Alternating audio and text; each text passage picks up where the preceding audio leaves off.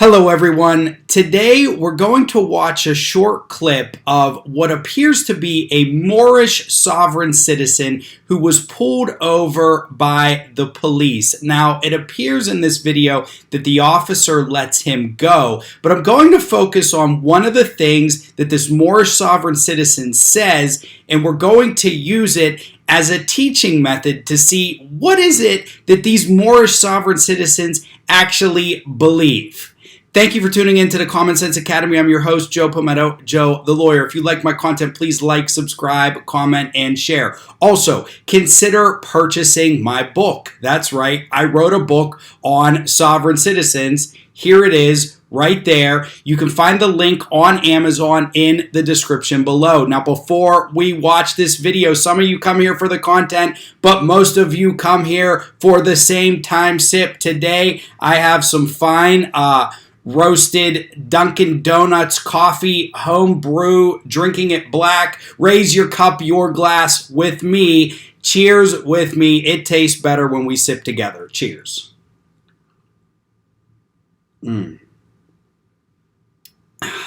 All right, let's watch this video. Class A, C, that's fine. You can videotape me all you want.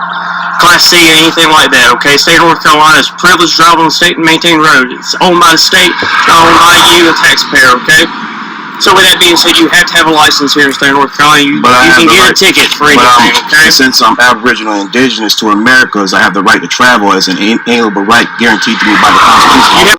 God gave you a right to walk on your feet, okay? Not to travel in a vehicle, okay? Well, that's it's not a privilege here in the state of North Carolina. That's not what the affidavit saying. Out down there at the just come to court, okay? I'm not going to argue here, okay? On the side of the road, okay? So that's not what the affidavit said that I found down there, sir. But I was speeding last year. I was doing 90 to 55, and it was dismissed. It was dismissed from sovereign.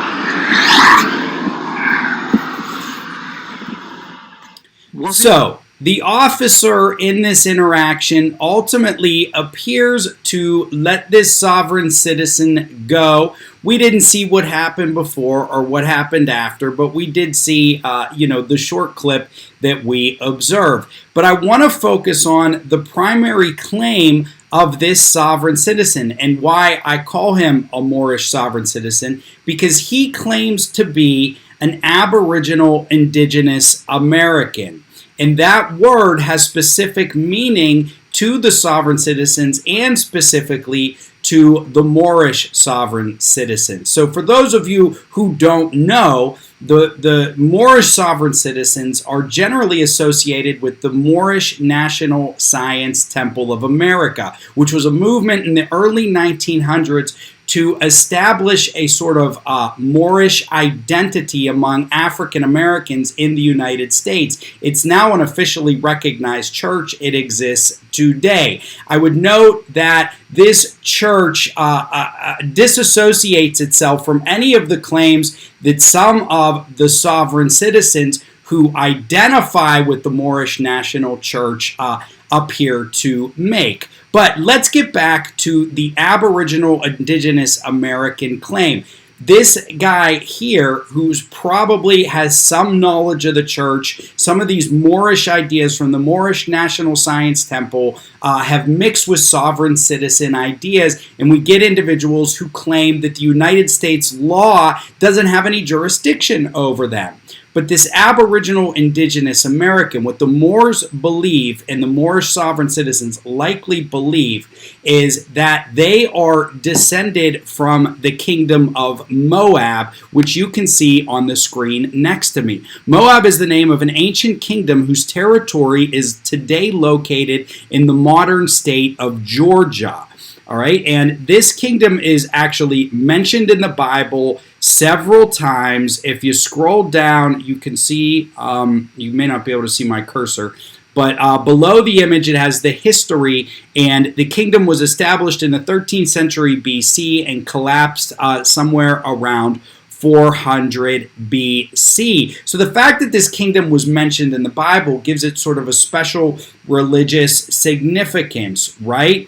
And what the Moorish sovereign citizens believe is that this kingdom established, again, in 2,000, 3,000 years ago, that the individuals from the kingdom of Moab moved into Morocco, okay, and also at some point in time may have made the move over to the United States in ancient times. Therefore, they claim that they were here before, say, white European settlers, and that they mixed or perhaps were here with Native American Indians as we know them today. Here's just a close-up look of the Kingdom of Moab. So that takes me to my next group that I'd like to look at, which are the Black Hebrew Israelites. And I sort of had an interest in this group because I had a friend in Philadelphia. When I would go to Philadelphia, I would see them downtown in the streets, and they'd have like sort of elaborate, pretty cool setups on the street, and they would kind of be preaching out there, which didn't really bother me in any way. But you can see here the Black Hebrew Israelites. If we go here to the top paragraph, okay, also called Black Hebrews, Black Israelites, groups of African Americans who believe that they are the descendants of the ancient Israelites, which is also a group frequently mentioned in the Bible. And if we jump back to our map here, you can see the Kingdom of Moab in purple, above it the Kingdom of Ammon, and then next to it Israel, below Judah, Philistine states, Kingdom of Edom. So the Moorish nationals claim to be from the Kingdom of Moab. The Black Israelites claim to be directly from Israel, which is where the Israelites would have been located. And one interesting thing, if you read the Wikipedia page on the Kingdom of Moab and the Israelites used to fight each other. So I don't think in America that these groups are actually in combat or conflict, but I just found that kind of amusing. All right, now let's jump to this last page. This is a piece from from the Anti-Defamation League about the Washita Nation. So let's read this real quick. Through the late 1990s and early 2000s, the Moorish sovereign citizen movement grew, generating a large number of groups and gurus to promote Moorish sovereign ideas. It also absorbed other black sovereign groups that had begun independently. The most important of these was the Washita Nation, which began in the mid-1990s in Louisiana. Started by the Empress Verdiachi Tiara, Washita Turner Gostin El Bey, who claimed to head the Washita Empire. Here's the key sentence here. Washita Nation adherents claimed to be descended from the ancient mound builders of the Mississippi-Missouri Valley and to actually own the Louisiana Purchase. So you can see with this group, the Washita Nation, the Black Hebrew Israelites, and also the Moorish National Sovereign Temple, they all have a variation of claim which would take their particular group either back to ancient times, and in a way would establish their legitimacy in North America, in the United States, that would allow them to have a special status outside of the greater United States government, which was set up by European colonists, okay, throughout the 1500s and into modern times. So I just wanted to give you some background so that you could see where these sovereign citizens and the Moorish sovereign citizens are coming from. I talk about this all in more detail in my book. There's also a lot of information out there on the internet. This particular individual, now if you notice in the video we watched, the officer has a southern draw, a southern accent. So this individual may be part of the Washita Nation. They believe more or less that they come from the Native American population. Now, who knows, to what extent that may be true on an individual basis, but by and large, most African Americans in the United States have some sort of African ancestry. And this is just according to studies that I have read. They may have some American blood mixed in, but it's also that that may not be true, and as a group, it's probably not true as a whole.